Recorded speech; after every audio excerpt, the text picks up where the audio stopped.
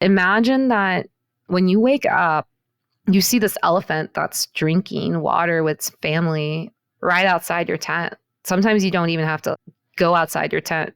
The flaps of the windows will be open. The screen will be down, but the flaps will be open. And you just see these animals that are far enough away where you're not in harm, right? They don't come to you. These animals don't give a crap about us. These animals do not care. So you're thinking through all this, like the beauty of humanity and life and like how animals just naturally know what to do. And it's just so in sync. You watch the rhythm of life in front of you. And you're watching these animals drink outside while you're getting up in the morning. And it's a whole different experience. So it hits differently to take a camping safari than it does to go on a regular safari. So if you can, you've got to try it. I would say 9 out of 10 people, it changes their life somehow.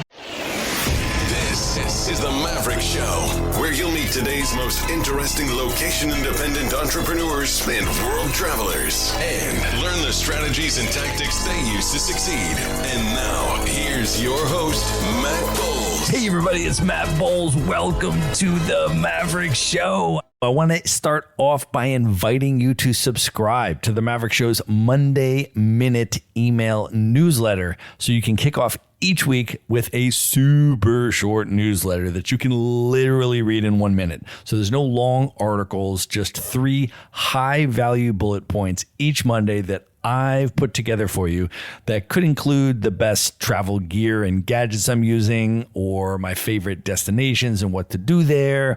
Could be epic experiences and events I'm attending around the world that you could attend as well. Or it could be things to watch or quotes to ponder or travel hacks. Could even be nomad communities to check out, etc. Basically, I'm going to distill down my ongoing learnings from 10 plus years of being a full-time digital nomad into 3 terse items of value that land in your inbox each Monday that you can consume in under 60 seconds. So if that sounds good to you, you can sign up at themaverickshow.com/newsletter. Once again, that's themaverickshow.com/newsletter. And now let's get into the episode. My guest today is Paula Jean. She is a Colombian American world traveler and the co-founder of Africa Culture Journeys, which offers camping safaris in Botswana that celebrate the country's culture, heritage, wildlife, arts, traditions, and cuisine. It's a mission-driven company that offers once-in-a-lifetime journeys, which include unique cultural experiences, promoting sustainable tourism, and driving local economic support. She grew up mostly between Chicago and Texas and was a featured speaker at this year's Latino Travel Fest. Paula, welcome to the show. Well, thank you, Matt. Thank you so much for having me. I am super excited for this conversation. You and I just hung out together, but before we get into that, let's just set the scene and talk about where we are recording from tonight. I am actually in the Blue Ridge Mountains of Asheville, North Carolina this evening. And where are you? I am in the south side of Chicago. Amazing. And we should let people know that we have agreed to make this a virtual wine night. I have just opened a bottle of red wine. This is a Gamay that I am going to be drinking through this evening. What are you drinking over there, Paula? Well, that sounds really, really good. You know, I can't have red, but I do have some white sparkling wine. So cheers. Cheers to you. And we just hung out in person at the amazing Latino Travel Fest. Maverick Show listeners know Vanessa Fonder, of course, the incredible founder of the event. But I want to ask you, because you were a featured speaker and gave an amazing presentation there that I, of course, attended. What was the experience like for you? And maybe for people that have never heard of the Latino Travel Fest, this is their first time. What was the overall festival all about? Oh my gosh. If you could capture joy in a bottle, I think that's what the feeling was. So lots of dancing. So you were there, lots of dancing, lots of connection, lots of being with each other in community, which is what we need now more than ever. It doesn't matter who you are, what your background is. I think these times are really pressing on everybody. And these are the times that we really need to lean to those in-person connections. And the Latino Travel Fest was just full of new people to meet from all over the world. I think there were 17 states and like several countries represented. Beautiful weather in Chicago. So already have a perfect scene there. And just being able to meet people that understand where you've come from and what you may be going through, whether you are Latino or Latina, or whether you're not, and you just really appreciate the culture and want to understand the culture. Very welcoming. I mean, you were there. Y eres güerito. So what do you think about the welcome? It was amazing. I was at last year's Latino Travel Fest as well, and I keep going back because the community is incredible. Vanessa attracts absolutely amazing people, wonderful speakers. A number of Maverick Show guests were speakers this year. Also, Maverick Show listeners know Sibu Shimenovska, who is a speaker, and Elsie Paulino, and the list goes on. So there is just amazing people there every year. So I keep going back and just love hanging out with everyone there. And as you said, it was in Chicago. You have a long connection with the city of Chicago. And before we even get into your story coming up in the US, can you share a little bit about where your family is from in Colombia and what life was like there in the 1980s and where you were born? My family is from Pereira, Colombia. And I actually don't know my family that well. And I immigrated to the States when I was 3, so in 1989. But when we immigrated, I lost a lot of those stories. And through the trauma and everything, I just didn't feel comfortable asking my family. But from what I know, so the story goes, my family had just incredible land in the coffee regions in Colombia or near that. And they had so much land, you could start on one end of our property and by horseback go all day and not reach the end of our property. So it was just this vast amount of land. And my mom had her first son, my older brother.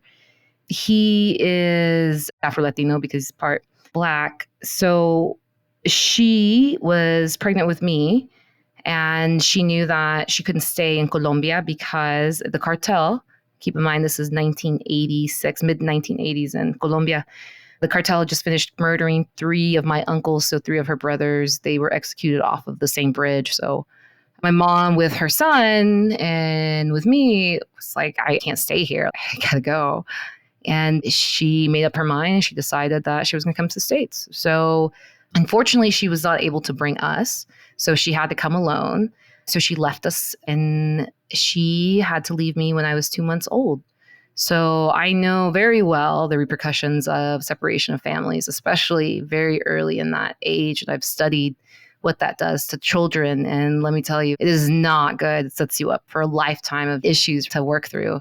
So we spent a couple years with a nanny, and then some of our family members managed to get us out of the nanny situation because it turned out she was very neglectful. So we faced some neglect there and some, as I like to say, some very minor child abuse. So my mom, by the grace of God, somehow made it in the States. So when she arrived, she had nothing. So she had just the clothes on her back. And she arrived in not the legal way, as I will say it. So she literally had to just work from the ground up. Fortunately, she knew a couple people here, and she just paid her dues. So everyone that's been through the struggle, being new to a land and not knowing the language, you just do what you can, right? You hustle every day, you get money, you make more money the next day than you did the day before. You squirrel away your money, save as much as you can, and accomplish your goals. So she had this timeline of 2 years to come back for us, and she managed to meet that. And a huge reason she met that timeline was because she met my father. So before she left, she separated from a biological father, and she met my stepfather here in the States, and she was not interested in getting married. And he pursued her, and then, he's just, my stepfather was an incredible man. He passed away a decade ago, and just incredible, just very sweet, and no one could resist him. He's very charming. So she was very set on not dating, just working this whole time. And he managed to woo her. And she told him, I'm here for my children, and I'm going to go back for my children. I'm going to grab them. Either way, I'm going to make it, or I'm going to go back to my kids. And he said, okay, I could get down with that. And he was 20 years older than my mom. My mom was about 30 at this time. So it was a bit unconventional, right? And my dad, similar situation to my mom, came here not the most legal route. And I call him my dad in case I slip up, because my stepdad, I did not realize that he was my stepdad until I was 10. But yeah, so my stepdad ended up marrying my mom. And at that point, my stepdad had legal residency. And through that, this was the late 80s at this point, 1989. So I was born in 1986. My mom was able to come back for us in 1989. And by that point, my mom and my stepdad were together in Chicago, and Chicago is a sanctuary city. It had just become recently a sanctuary city at that point. And I smile because now I live in Chicago and I've stood up for sanctuary city rights. So it feels really like a full circle moment. My mom was able to come back for us because during that time, there was a Reagan era law that you could bring your family members. So she married my dad and they came back for us. And I lived in Chicago in 1989, and we lived in the West Side, and, with an Afro-Latino brother, and not knowing the language and everything. In 1989 Chicago, my mom said, oh, hell no, I did not just leave Colombia to come to Chicago for this. I came for tranquility and to make some money, not to be surrounded by gangs. So the story goes that one day we were visiting my uncle, my stepdad's brother, in Louisiana. And we drove from Chicago to Louisiana, and we took a wrong turn in Texas, and we ended up in this little town called Tyler, Texas. And my mom said, I love this place. We're going to move from Chicago to Tyler. And in 1992, we moved from Chicago to Tyler. And I would spend the next, 30 years in the Tyler and Dallas area. So what was your experience like growing up in East Texas, and how did you navigate your Colombian identity coming from an immigrant home, your American identity? What was that experience like for you coming of age in East Texas? I've been thinking about that a lot more lately because everything that's going on, and at this time of taping, it's summer of 2025, and everything going on in the world has really made me remember what it was like in the 90s, the racism that we face. But when you're a child, you just don't understand that, right? You get pieces of it, but you just don't really understand the depth of it as you do as an adult. So growing up with this multiculturalism, I just knew I had to survive in East Texas. I mean, it wasn't a bad place. I don't know how to explain it. It's a duality. It's a very beautiful place. I mean, the whole East Texas area is filled with piney woods. As soon as your car goes in on I-20, you just smell the piney woods when your windows are down. When I get that look of the tree line and the smell of pine, it feels like home. But it was racist. I mean, there were racist pockets, and I got by being exotic. So I got by being a girl. I recognize that privilege now and how I was able to navigate fitting into a world that perhaps wasn't ready for me at that time. I really regret not embracing more of my Colombian roots. My mom tried so hard, and she did. I mean, I love Colombia. We grew up dancing in our kitchen and listening to Carlos Vives, and I have incredible memories of making tortillas and arepas in Christmas in morning and buñuelos. So I love Colombia more than anything, and I just feel such an affinity to it, but I wasn't raised in that.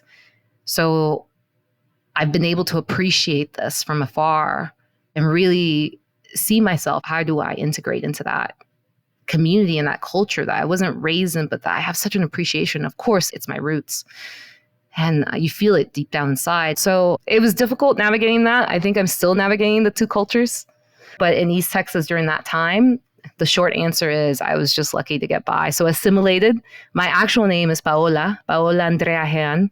But I started going by Paula when I was 6 because no one could say my name. And I was just even as a little kid, I was just over it. I was like, fine, I'm going to the registrar's office myself without telling my mom. And I changed it to Paula. I was like, whoops, there's a typo. It's you. Never got questioned. So I went by Paula for the next 10 years. Yeah, that was when I was in first grade. I want to ask you about your trip back to Colombia at age 14 and what you were feeling at the time in the lead up to that trip. I mean, just in terms of, you mentioned the history of your family's trauma in the 80s and the violence and everything that happened and the reason that your mom left and the circumstances and all of that. And yet the way that Colombian culture was preserved in the home. Can you think back to that time, 14 years old, where were you in terms of your personal feelings about Colombia, connections with Colombia? And then when you went there at age 14, what was that experience like for you? We weren't able to go back until I was 14 because we were getting my citizenship. And I didn't get my citizenship until I was 14. And then as soon as I got my citizenship, we went. And I could tell it was important for my mother for me to understand where I came from. And it was a difficult trip because I remember right before the trip, my biological father reached out to my mother and he said, hey, I actually would like to meet her. And my mom presented me with that option at 14 years old. And keep in mind that I'd gone through all this trauma and with a father and everything. So this background, this baggage that I hadn't worked through. And then all of a sudden, this new person introduces themselves to my life. And I declined it. I had a good thing going with my dad, my stepdad there. And I was like, definitely not messing this up as a 14-year-old. So going to Colombia was something that was very complicated for me. There's something about going back to where you were born that really does make a difference. Your land kind of calls to you. And that land is so rich. And Colombia is just beautiful as is. So it was insightful to see my family because I didn't know them, but also just really troublesome with dealing with those feelings of, man, there's like this person I should meet and will I regret this? You know, just difficult feelings to deal with. But in my family, you don't really have those discussions about your feelings and never talk to my mom about, hey, I'm struggling with this. I tried and she's like, yeah, I can't help you with that. But if you need me to clean, I can do that, right? She's very action oriented, which I appreciate. So yeah, it's a difficult thing even now. And my husband keeps asking me to go every year. So I know I need to sit down and I've got to go back. Well, I also want to talk to you about your experience after that trip back in Texas. Coming of age in Texas, you started to get very involved in volunteer work, activism, positive impact. And I think one of the themes of your life has been affecting positive change in the world in various different ways and things that you've done. Can you trace that all the way back and think about where that came from? And then just some examples about what types of volunteerism and activism you started to get involved with? I've been very fortunate to be a part of numerous nonprofits, and I have been very, very fortunate to be trained by the World Economic Forum. I even was the Dallas city leader for the Global Shapers program, and I was able to fly to Geneva and train in their HQ and work with asylum seekers in Geneva. I've led mission trips. When I was 18, I led a mission trip to Monterrey, Mexico, and I was the interpreter for that. Anyways, I've been very lucky. And as I look back now, I've done some things that have been really bold. And the reason for that is because I can trace it back. When I was 3, we lived in someone's basement in Chicago. So when we came here, again, my mom had nothing. Before I even got here, right? She had nothing. She even told us a story once about she was working in a Chinese food restaurant and she hadn't ate for days and she was the busser, right? And someone didn't even touch the rice and it was like a side. So she ate it. And it's like, okay, yeah, that makes sense. But that's how poor she was, how broke.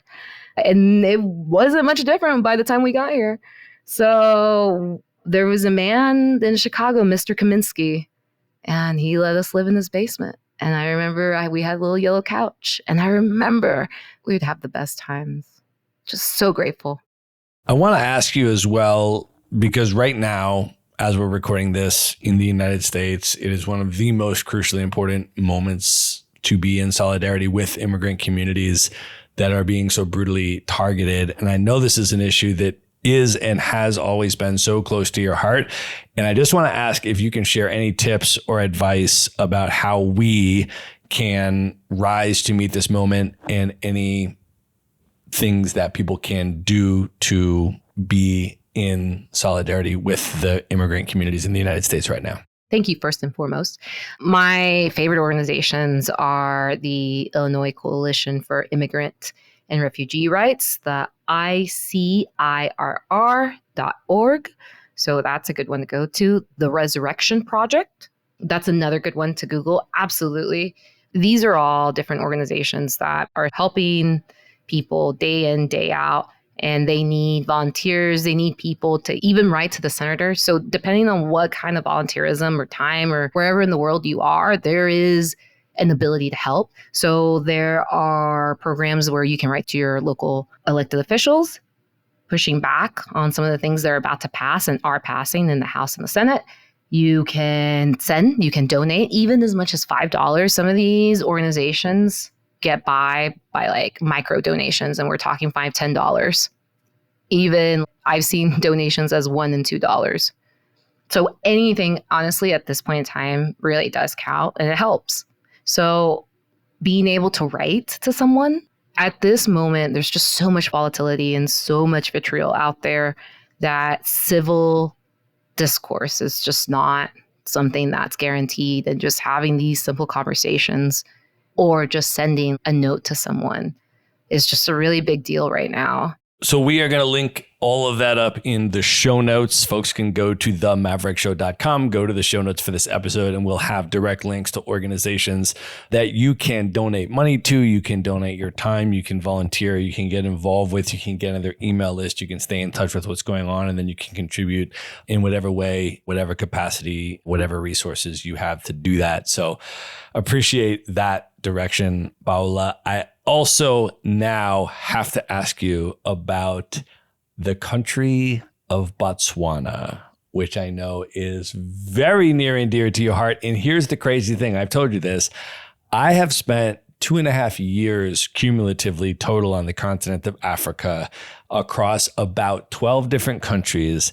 I talk about the continent all the time on this podcast. I have not yet been to Botswana, but of course, everyone that has ever been there that I have talked to has amazing things to say about it. But with your story, your Botswana connection, can you take us all the way back and talk about how you first learned about and connected with Botswana? So it was honestly my husband, Matthew Phillips, on our very first date. He was wearing a backwards baseball hat that said Botswana, and it had the flag. And of course, as the journalist, I said, "Oh, what's that about?" He spent 3 years in Botswana, 1 year in undergrad. So Botswana is actually an economic success case. It became independent in 1966. So of course, my husband was studying economics, and of course, Botswana was a big topic, and they offered study abroad. And while everyone was going to Europe, he went to Botswana to make his money last longer, which I love that. Green flag, by the way, if you hear that on the date.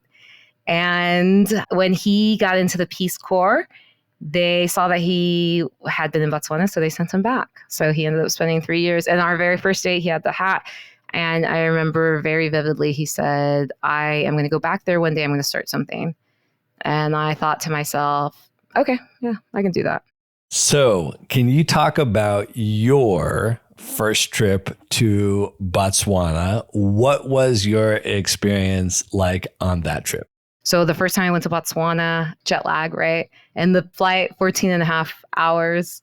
For me, I love going directly to Cape Town, spending 2 days in Cape Town. And then from there, take a flight, and it's probably like $150 and 90-minute, maybe 2-hour flight to Maun. And that is the landing pad for the Okavango Delta. It's the mouth, the place to be. And that's where all the national parks are. And it's in northern Botswana. And the first time I went, I didn't realize how pristine it would be. It is the Garden of Eden. It is just incredible. Like, it is just authentic and beautiful. And the people are so gracious, and they're just a loving community. And I hate to overtalk it, because let's be honest, everything has good and bad. They still have some equal rights to fight for, especially in the LGBTQ community, and then some gender gaps there, and a little bit of domestic violence. So it's not perfect. So I'm very clear about what's happening, but it is amazing. Like, it is incredible. And then when you start understanding the history, Botswana was literally built on love. The country of Botswana started in 1966 because a black man married a white woman in 1948. The chief has a kid, and the chief dies, and the kid is 9, 10, whatever. So the chief's uncle steps up and he says, you know what? I'm going to keep the seat warm. I'm going to help you and make sure that you go to London, get a proper education. So Sir Seretse Khama is this child/king. He goes to London, gets an education. And Seretse Khama in London in the 1940s falls in love with Ruth. And she is a badass. She is amazing. And she was even an ambulance driver in World War II because she could and because she wanted to do something to help. So she falls in love with Seretse Khama. He's black, she's white. And apartheid happens the same year. And Great Britain and South Africa get involved because Botswana land is right above South Africa. And they're like, you can't fall in love. What are you thinking? Do you know what apartheid is? And they're like, we don't know what apartheid is. Also, we don't care. Like, we're in love and you can't dictate what two people do, especially adults that are educated. And the government of Great Britain and South Africa said, no, we can tell you what to do and we're going to exile you guys. So they were exiled. So Seretse Khama and Ruth Khama got married. They were neglected. Ruth's family, parents pretty much disowned her. Seretse's family was like, what are you doing? Why did you do this? Why did you create this drama? And then they have two governments on their backs, the South Africa government and then the Great Britain government. And so they get tricked into going to London. They get exiled for 7 years. They fight to get back. And Seretse finally breaks a deal with them and says, you know what, if part of the deal is if I give up my chiefdom, can I come back? And they're like, okay, fine. If your people accept you, give up your chiefdom, fine. You can do whatever you want. And Seretse's like, all right, and we can become a democracy and all this stuff, completely separate. And they're like, fine. Great Britain's like, this is the poorest nation in the world. It's not giving us any revenue, right? We're spending a lot of money. So let's throw them a party. They threw him a party. And I think one of the princesses went and declared Botswana a nation. And 1 year later, they found diamonds. And also, Seretse Khama became the first president of Botswana. So the chief that renounced his chiefdom for the love of his life, who happened to be a different skin tone, ended up finding diamonds for this nation and also changing the course of this entire population by giving them a white first lady for this very black nation. And they were a nation built on love, acceptance and love. Can you also talk about Bessie Head for people that have never heard of her, who she was, how you came across her work, and what she means to you? Bessie Head is very poetic. I would say that she's almost like the Maya Angelou of Botswana, of that region. Actually, she's South African, and then she went to Botswana as an immigrant, leaving this terrible situation in South Africa, and Botswana embraced her. She wrote these beautiful stories about Botswana and how she just felt these people and this land very dearly and soulfully.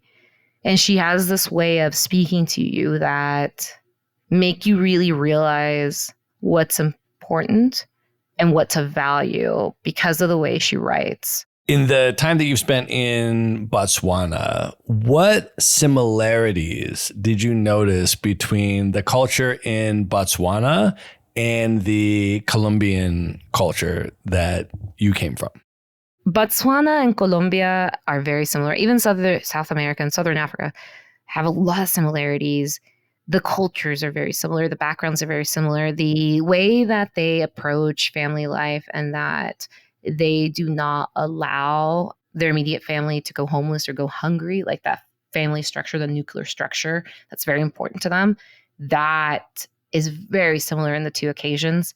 And their generosity is very similar. So in Botswana, it is typical if you're a guest for them to give you their bed for the night, right? Like the principal bed. And then also the tourism, the travel industry is very important to both regions, both Botswana and Colombia.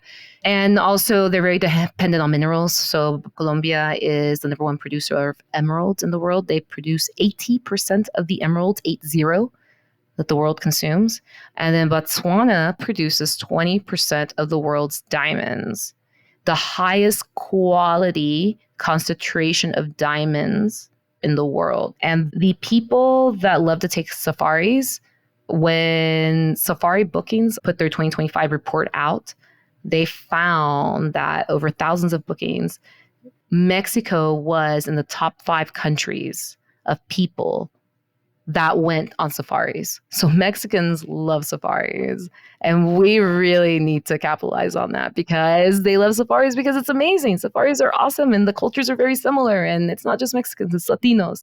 Well, I also want to ask you about the founding of your company, Africa Culture Journeys. Can you talk about the background, the context of how the company came about and was founded, and then the mission and vision and how you've differentiated your company among the others in the safari tourism space?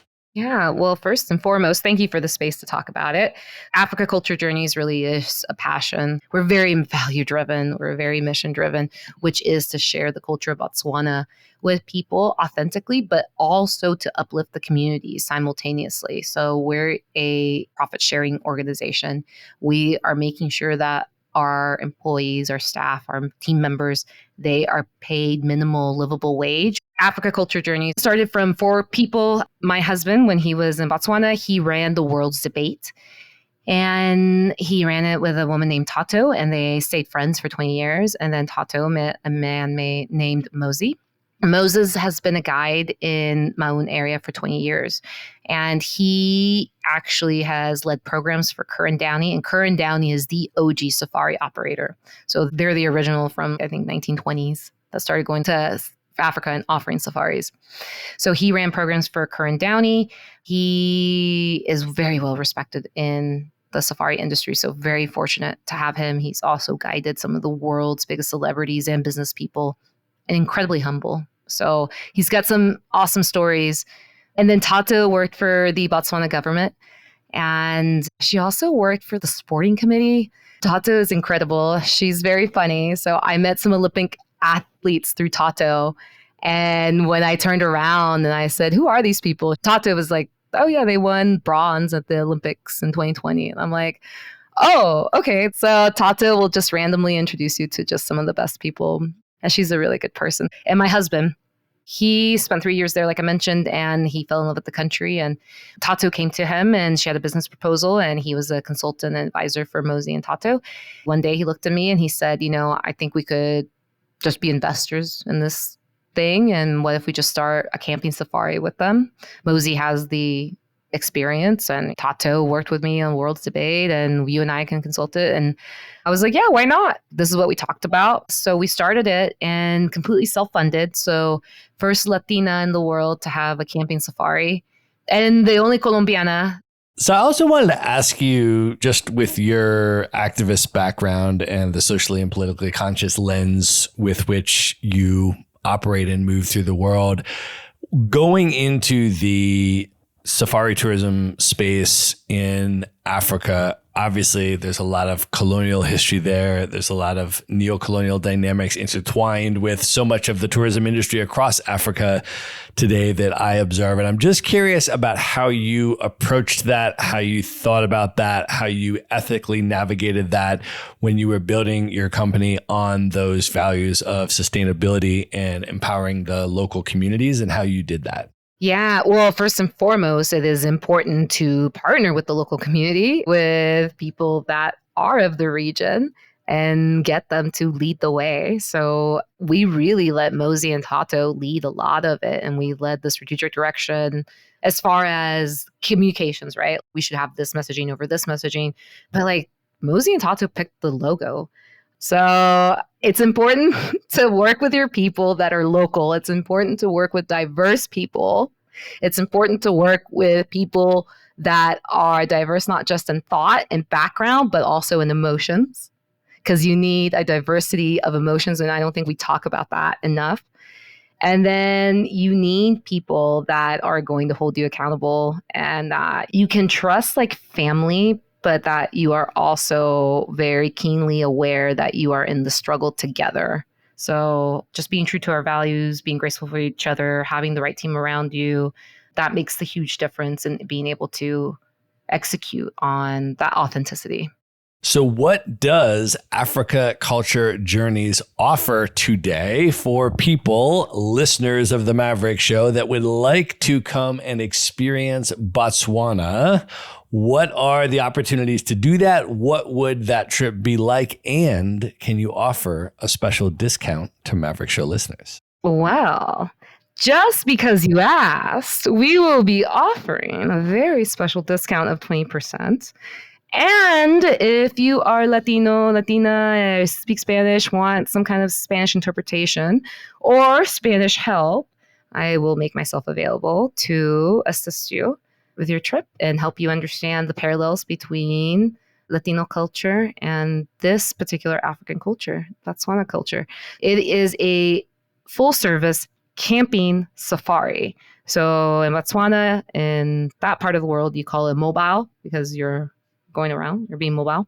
It's a glamping safari. So a whole team goes with you. You got these tents. I mean, it's a regular safari in the national park. And we've got a trusted certified guide. We've got insurance. We're bonded.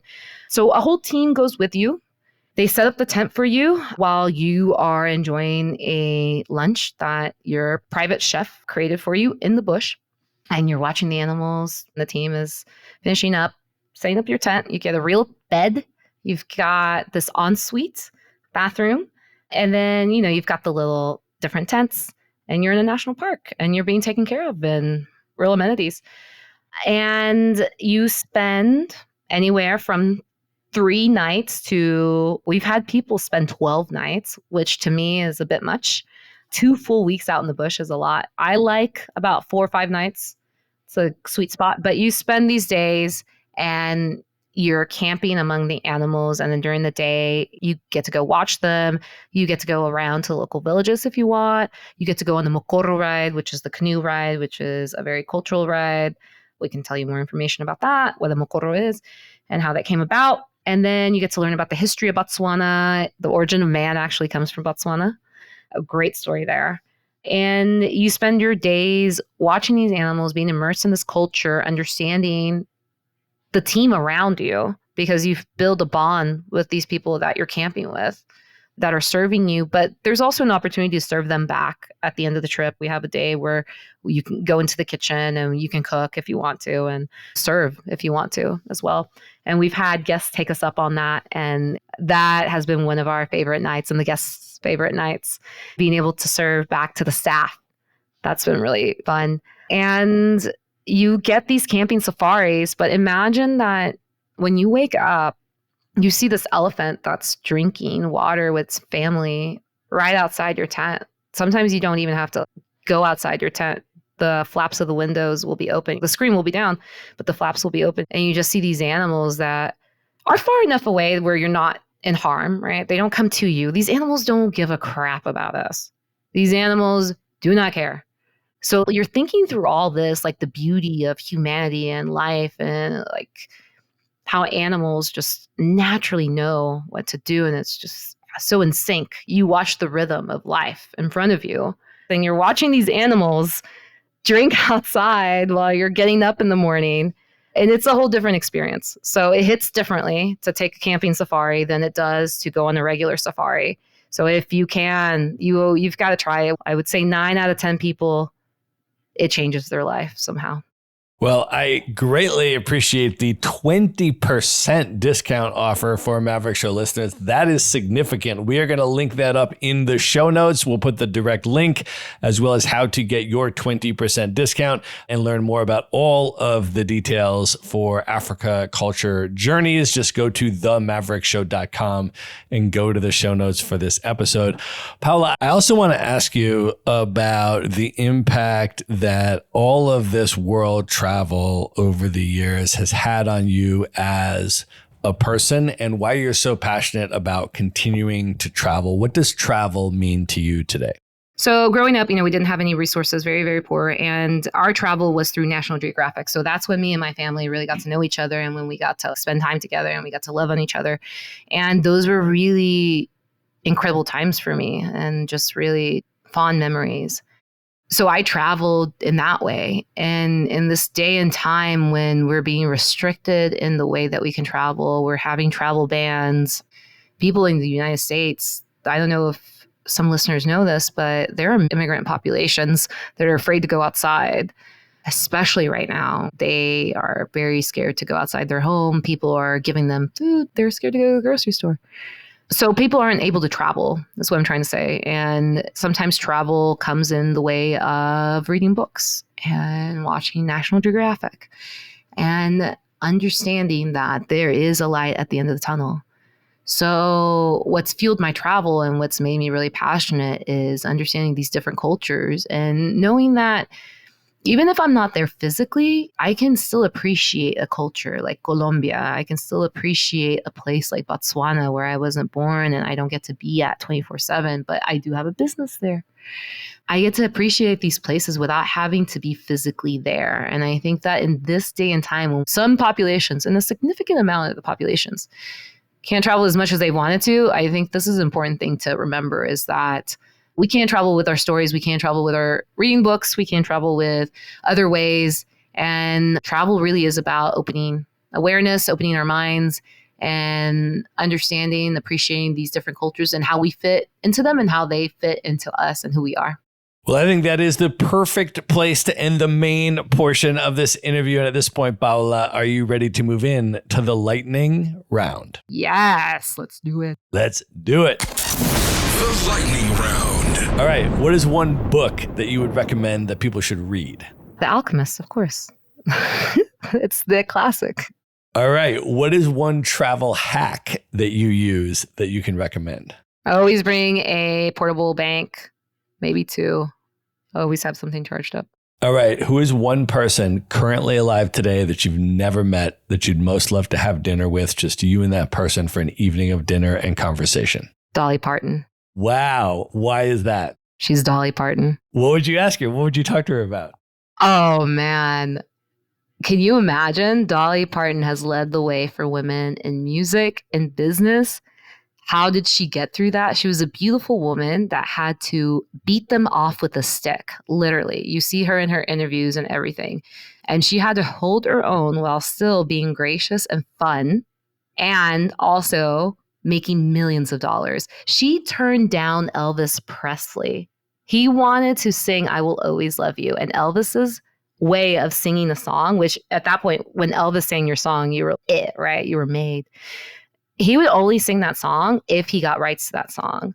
And he went to Dolly and he was used to getting his way. His team went to Dolly and was like, hey, we're going to take your song and we get the rights to. And Dolly was like, no, wait, no. That's not how I do business. Elvis's team was like, what do you mean? Like Elvis Presley. We just said we're going to sing your song and you should be grateful. She's like, oh, no. First of all, thank you. Very honored. But that's not how I do things. And you've got to understand that this is how you do business and this is how I do business. And I do not give away the rights to my song. So unfortunately, if you don't want to sing it, then I understand we're going to have to move on. Then we all know what happens with I Will Always Love You. All because Dolly refused to sell that song to Elvis Presley. Wow. All right.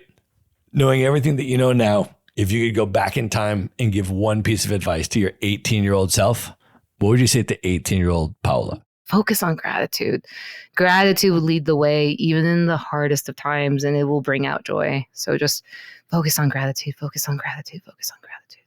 All right. Of all the places that you have now traveled, what are 3 of your favorite destinations you would most recommend other people should definitely check out? Botswana, Colombia, and Japan. I love Japan so much. All right. Last question. What are your top 3 bucket list destinations, places you have not yet been, highest on your list you'd most love to see?